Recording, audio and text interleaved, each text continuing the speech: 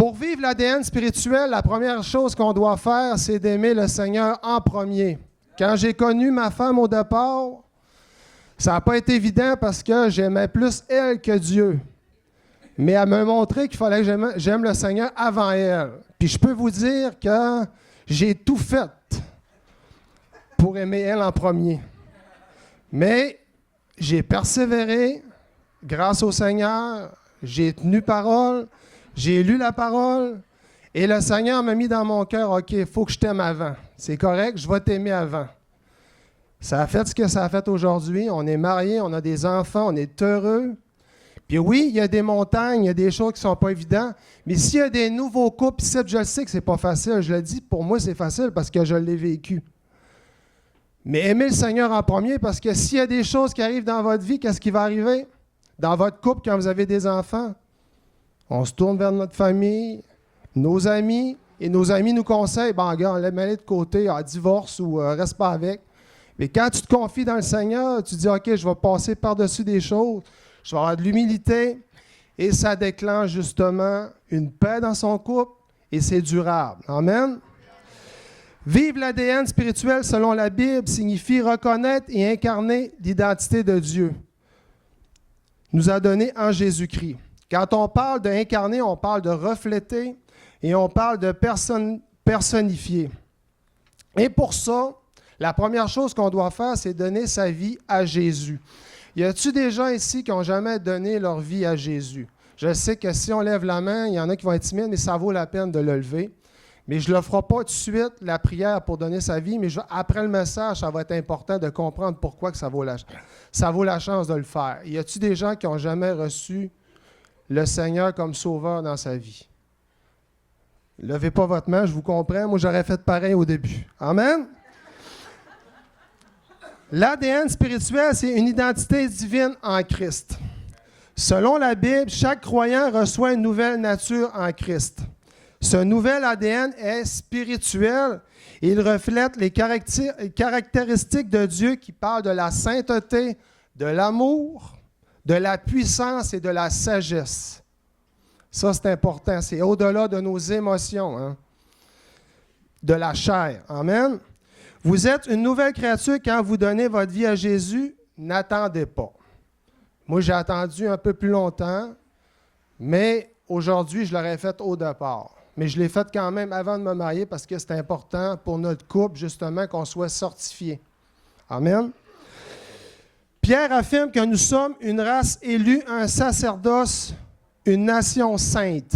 Dans 1 Pierre 2, 9, 10, dans Louis II, vous, au contraire, vous êtes une race élue, un sacerdoce royal, une nation sainte, un peuple acquis afin que vous annonciez les vertus de celui qui vous a appelé dans les ténèbres à son admirable lumière. Vous qui autrefois n'étiez pas un peuple et qui maintenant êtes le peuple de Dieu, vous êtes le peuple de Dieu.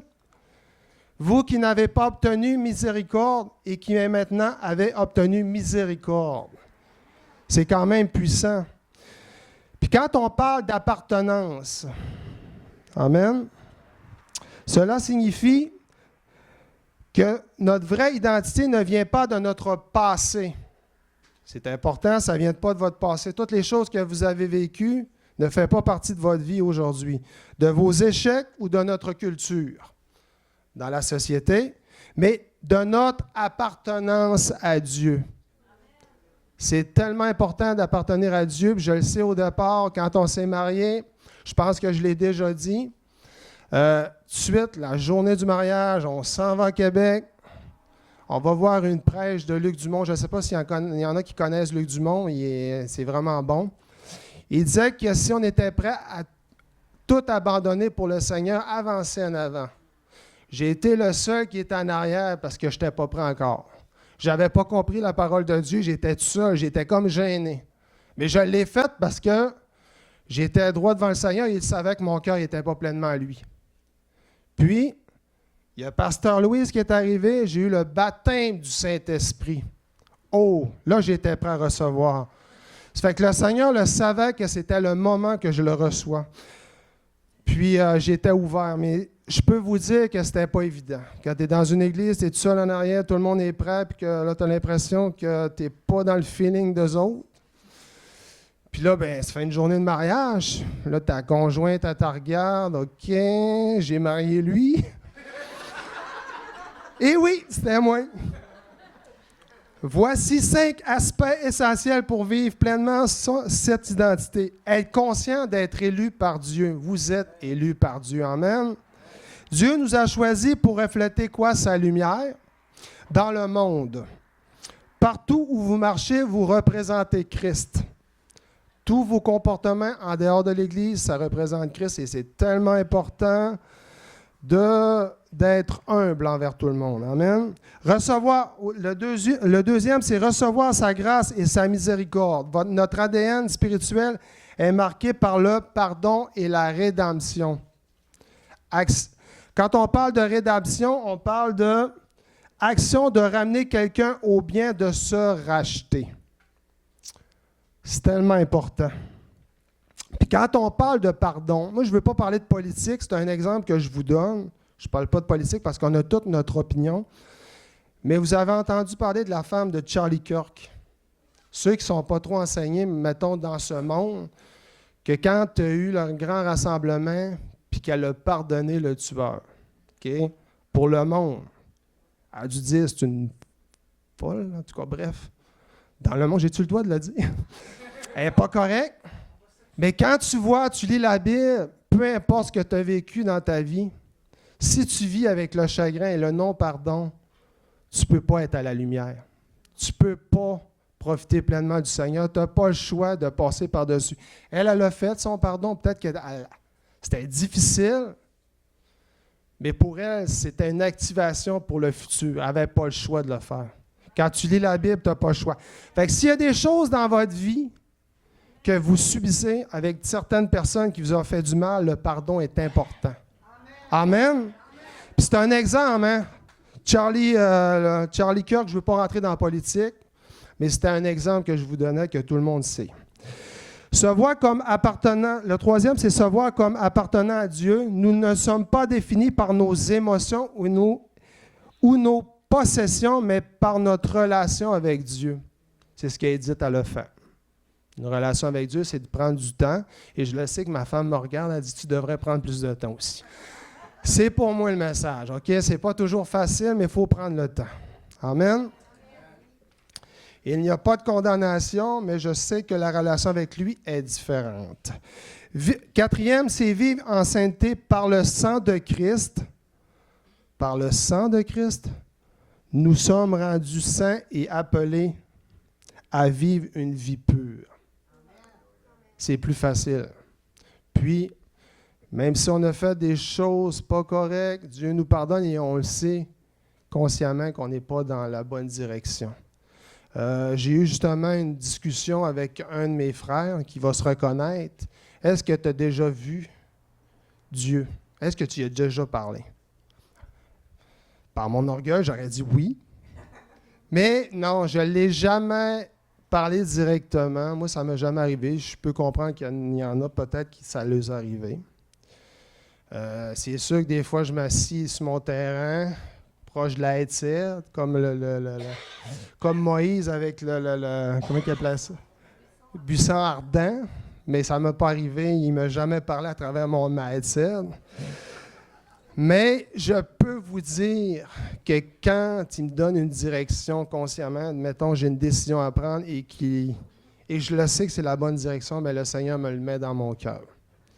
C'est tout simplement ça. Quand je suis dans l'erreur, il me le dit. D'avance, avant que j'aille trop vite. Que ce soit dans les émotions, que ce soit dans peu importe, il est là. Amen. Cinquième, c'est agir comme prêtres royaux. Nous avons un accès direct à Dieu et sommes appelés à porter sa présence dans notre génération. À cause que Jésus est mort sur la croix, par Jésus-Christ, on peut parler directement à Dieu. Amen. C'est-tu pas merveilleux? Pour ceux que ça ne fait pas longtemps, mais ils ne comprennent pas trop, mais dans la Bible, il le dit. Amen. Hériter de la nature de Dieu. Dieu a mis en nous des dons, des capacités, une destinée unique. Comme l'ADN physique, notre ADN spirituel contient des gènes divins qui attendent d'être activés. Ça veut dire qu'en nous, c'est déjà là. Il faut juste l'activer. Pour l'activer, il faut demander à Dieu, il faut être avec Dieu. Dieu a inscrit tous les jours de notre vie avant d'être notre naissance. Dans Psaume 139, 16, Louis II, « Quand je n'étais qu'une masse informe, tes yeux me voyaient. Et sur ton livre étaient tous inscrits les jours qui m'étaient destinés avant qu'aucun d'eux existât. » Ça veut dire que c'était déjà là avant que tu viennes sur terre. Il faut mettre en action son ADN spirituel. Vivre son ADN spirituel, c'est chercher à connaître sa destinée en Dieu. Il faut savoir où est-ce qu'on s'en va. Puis pour ça, il faut avoir une intimité avec Dieu pour justement déposer dans ton cœur qu'est-ce que tu devrais faire pour lui ou dans un plan futur. Il faut activer les dons reçus par la foi et le service. Si on le répète, par le service, il y a toujours des choses qui sont actionnées. Il y a des choses qui permettent d'avoir un lien d'appartenance. Comme quand j'ai vu, c'était Edith, je crois, oui, c'est elle qui est dans les louanges. Je la voyais heureuse, animée. Ça apporte quelque chose, le service. Puis c'est important à l'Église, quand on donne du service, ça apporte quelque chose de bien. Puis surtout pour, comment je pourrais dire ça, pour activer ton côté spirituel. Activer les dons reçus par la foi et le service, ça j'en ai parlé, comme l'exemple, mon beau-frère, pasteur Nathaël, qui est à Québec, quand il était ici pendant 2 ans, il était dans tous les services pas possibles parce que lui, il voulait servir Dieu. Puis aujourd'hui, il sert à Québec. Il l'a mis dans une position favorable. Amen. Il faut refuser les mensonges qui nous empêchent de croire en notre appel. S'il y a des gens qui sont là pour critiquer ou quoi que ce soit, qui vous empêchent justement de vous élever en tant qu'enfant de Dieu, bien refusez-les. Condamnez pas la personne qui le dit, refusez-les en disant « Regarde, ça, c'est pas pour moi, ce message-là. » Parce que vous êtes tous activés pour Dieu. Vous êtes tous, en fait, un appel que Dieu a pour votre vie. Puis, si vous êtes ici à l'Église, chacun va faire la différence. Chacun de nous. C'est pas juste moi puis Pasteur Léandre, c'est tout le monde. Amen. Puis, il faut vraiment briser les chaînes qui sont dures à tomber, des choses qui sont difficiles dans notre vie. Il faut s'épanouir dans la mission divine qui nous est confiée. Je ne sais pas si vous avez remarqué le beau sourire à Ruth quand elle reçoit du monde ici. Écoute, c'est-tu merveilleux? Ça a l'air d'une église vivante. Je pouvais nommer ton nom parce qu'elle, dans le fond, elle est là pour l'accueil. Ça paraît. C'est le fun quand il y a des gens qui sont souriants, qui sont prêts à accueillir les gens ici à l'église. C'est-tu réconfortant? Parce qu'on est une église vivante. Même justement, pour ma conjointe aussi, avant qu'elle soit pasteur, elle faisait autre chose, mais je savais qu'elle n'était pas tant heureuse. Puis aujourd'hui, elle est heureuse. Parce qu'elle s'épanouit dans ce qu'elle fait.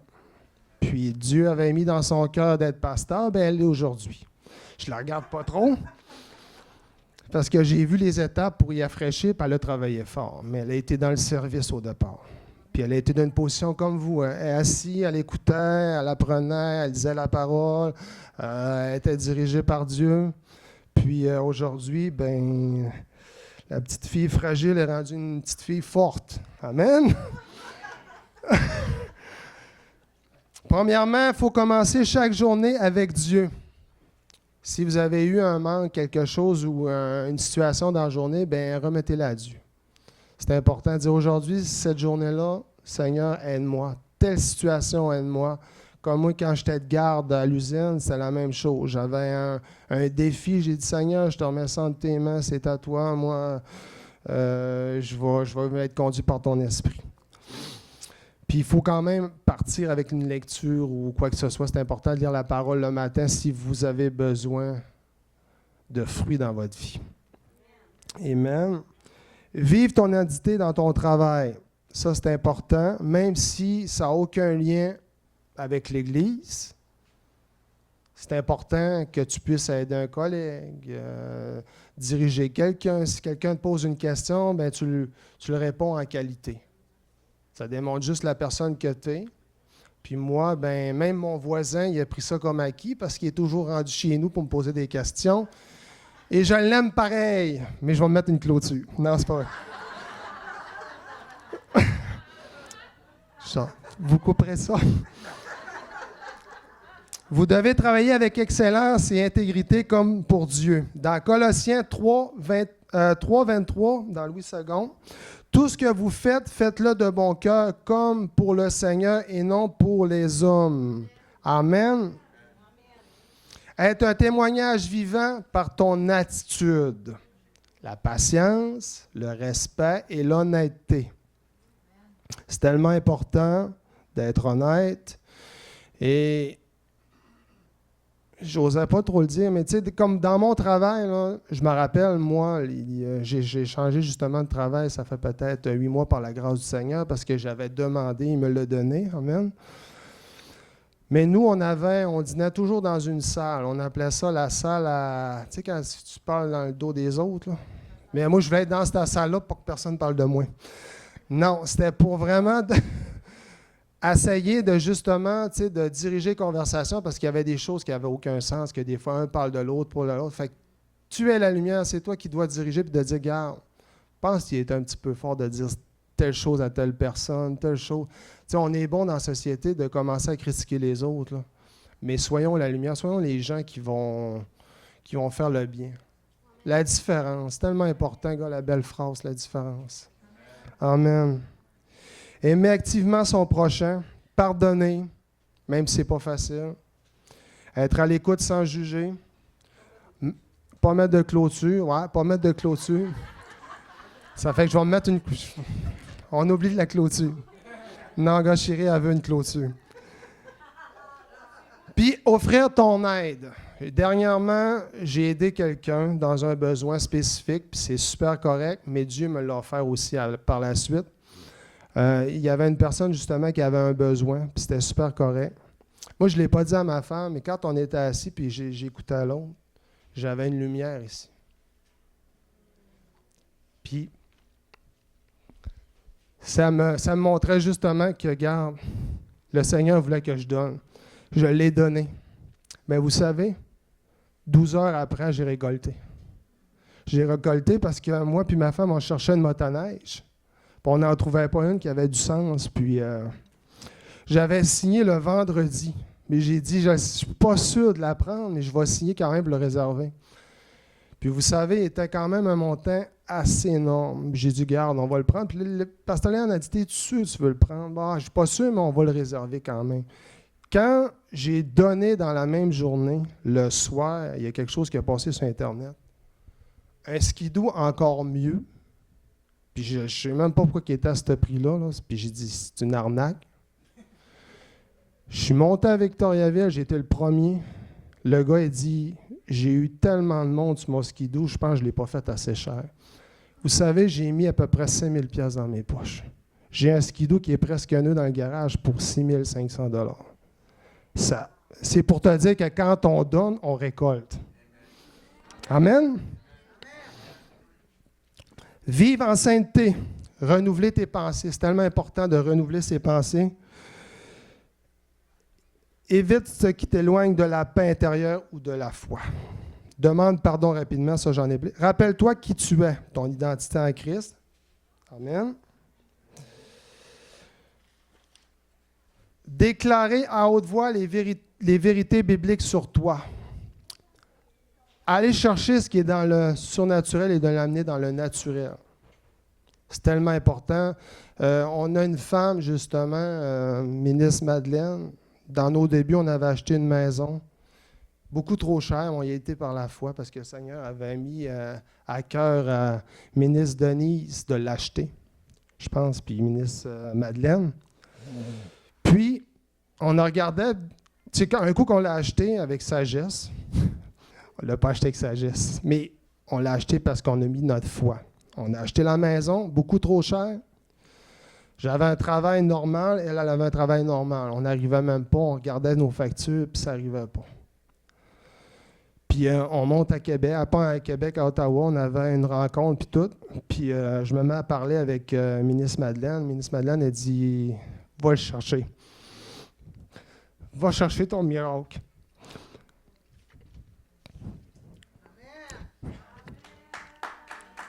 Je suis sensible.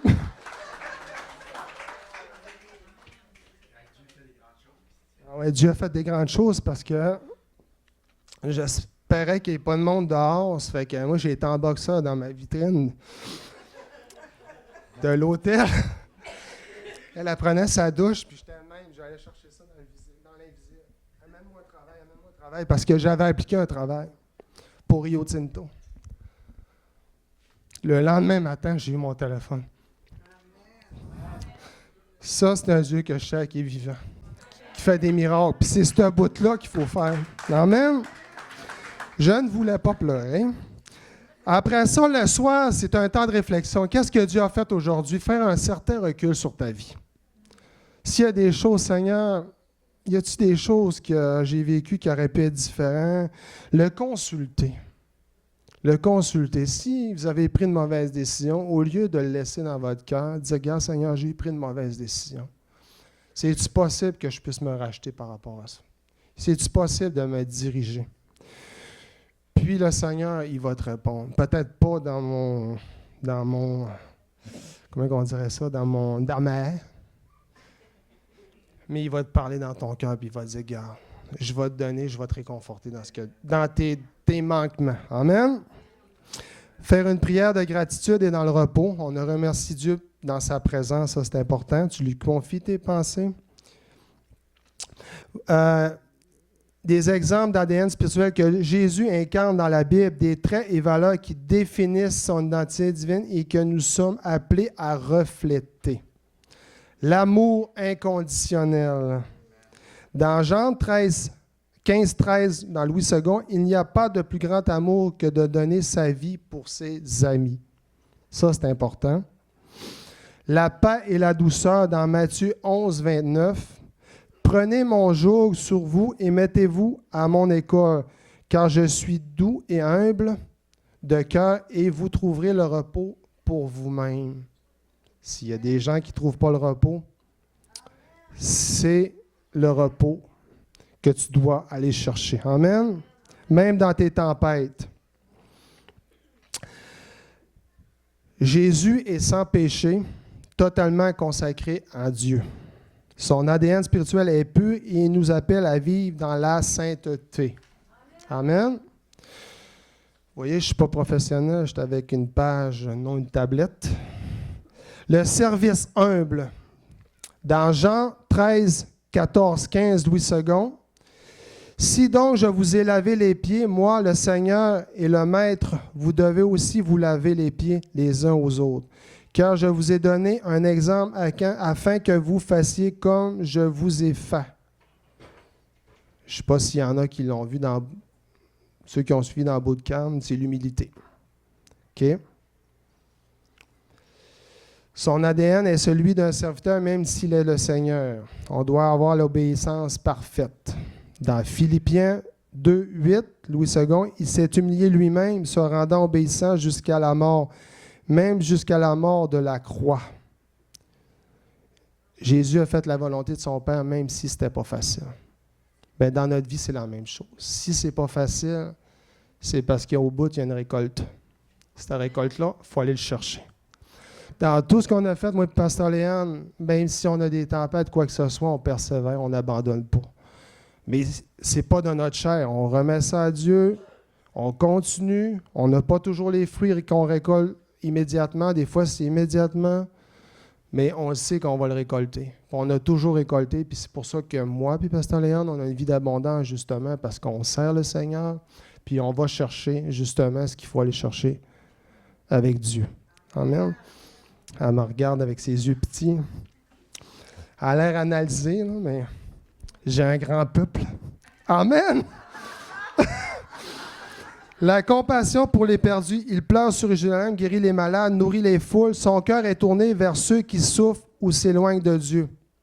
C'est tellement important de se diriger vers les gens qui sont pas toujours évidents, qui sont perdus ou quoi que ce soit, bien, Jésus était une personne qui allait vers eux, au lieu de s'éloigner. La vérité et la justice. Dans Jean 14, 6, Louis II, Jésus lui dit « Je suis le chemin, la vérité et la vie. Nul ne vient au Père que par moi. » C'est ce bout-là que ceux qui sont catholiques ne le savent pas, c'est que à cause que Jésus est mort sur la croix, on a accès à Dieu par lui. Amen. Il est mort pour nos péchés. Il ne ment jamais, il défend les opprimés, il confond l'hypocrisie religieuse. Amen. On doit être fidèle dans toutes choses qu'on fait. Pour vivre une ADN spirituelle, c'est important d'être fidèle à Dieu. La fidélité, selon la Bible, est une qualité spirituelle profonde qui touche de la loyauté à la constance et à la confiance envers Dieu, mais aussi envers les autres chrétiens. Amen. La fidélité de Dieu, Dieu est écrit comme parfaitement fidèle. Il tient ses promesses, ne change pas et reste loyal. Ça, j'en ai parlé. Dans Psaume 105,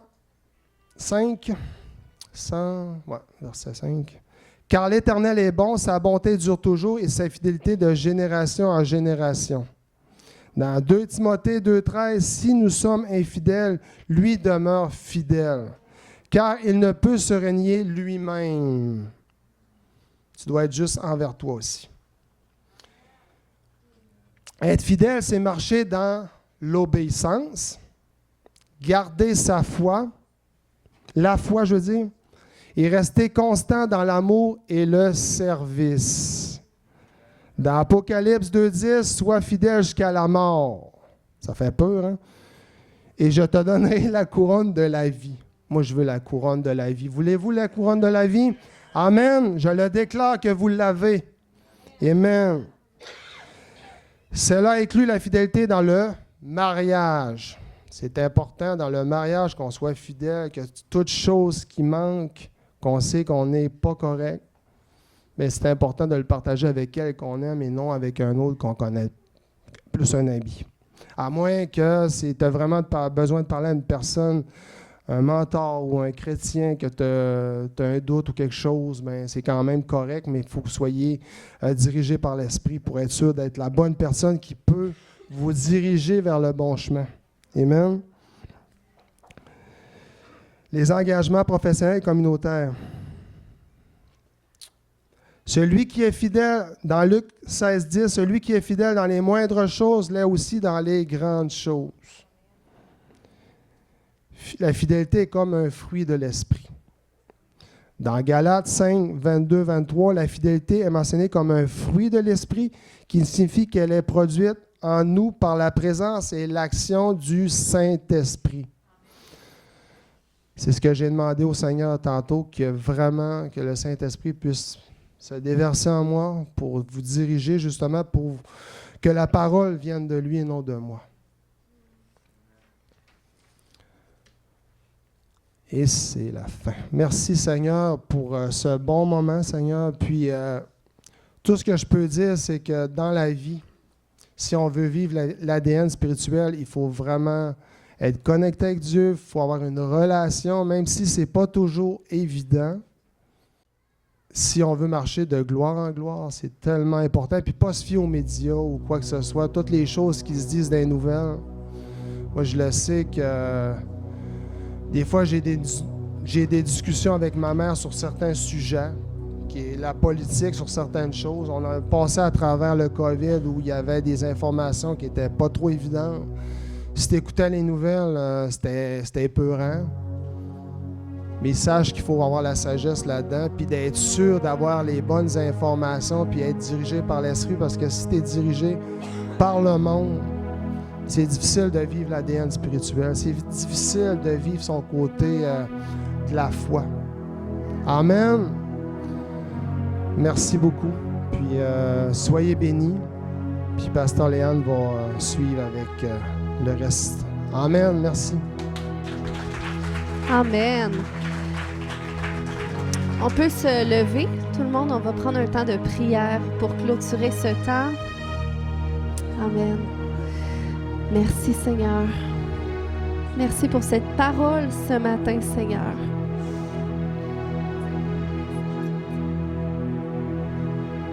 Jonathan a mentionné un bon point. Il a dit qu'une première étape, c'est vraiment d'inviter Jésus dans son cœur, de faire ce pas-là, parce que c'est ce qui nous permet justement de pouvoir découvrir cet ADN spirituel que Dieu a déjà mis à l'intérieur de nous. C'est ce qu'il a partagé aussi. Puis c'est ce que la Bible nous démontre, puis c'est ce que la majorité d'entre nous avons expérimenté aussi ce jour où est-ce qu'on a fait une prière pour dire, ben Dieu, j'aimerais ça te connaître, je veux t'inviter dans mon cœur, je veux te donner ma vie.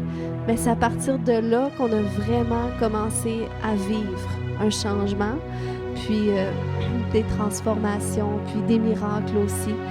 Fait que s'il y en a qui n'ont jamais fait cette prière pour donner leur vie à Jésus, l'inviter dans leur cœur, vous pouvez juste lever la main parce que je veux vous voir. Puis on va prier ensemble. S'il y en a qui n'ont jamais fait cette prière, puis vous aimeriez la faire, c'est vraiment, je vois cette main.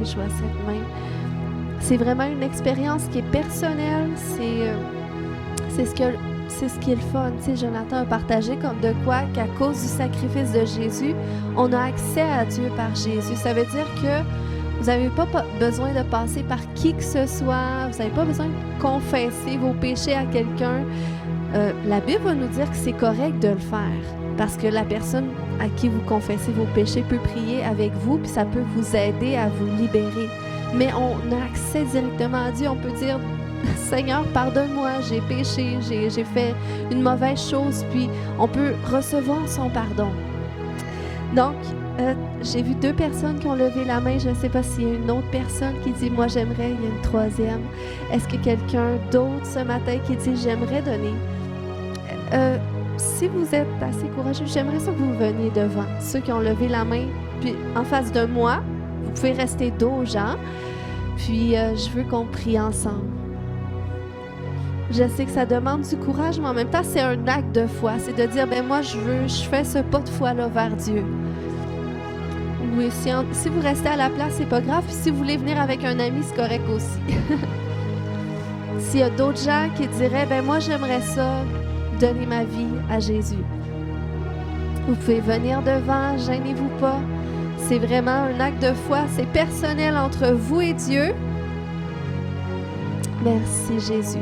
Puis s'il y en a qui sont restés dans la salle mais qui aimeraient faire ce pas-là, vous pouvez quand même faire la prière avec nous, puis c'est valide.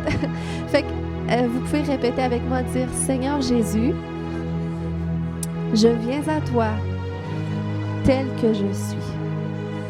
Je te demande pardon pour tous mes péchés. Je t'invite dans mon cœur. Je te donne ma vie. Fais-toi connaître à moi. Fais-moi découvrir mon ADN spirituel. Amen. Je veux prier pour vous quelques instants. Seigneur, je te remercie pour leur cœur, leur foi. C'est votre premier pas de foi de dire, ben, je vais m'avancer devant, c'est inconfortable, ça prend du courage. Mais Dieu l'honore, puis Dieu le voit, puis Dieu vous voit.